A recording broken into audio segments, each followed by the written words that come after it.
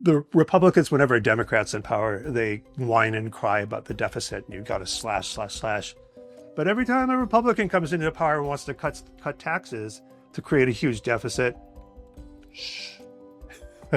What's going on with this resolution? So the budget resolution is not a detailed thing. It's just a blueprint. And it tells sort of each department, each House committee, how much money to cut. And the big ticket items here are agriculture, it's like 230 billion. Most of that would be like food stamps and crop insurance. Energy and commerce oversees Medicare and Medicaid, and they've been instructed to cut $880 billion out of the budget.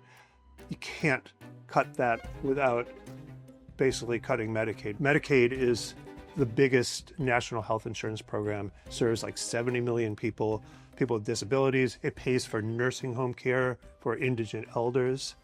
All these things. There's a lot of people that aren't considered poor who would be affected by this. Millions of people would lose health insurance. And those are people who can't afford to lose health insurance.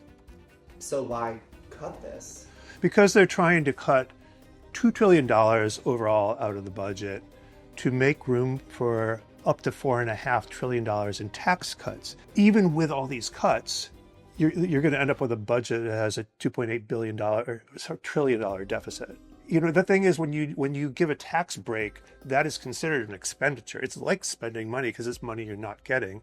And so when you give an unnecessary tax break to someone, you're essentially, you're raising the deficit just the same as if you were spending money.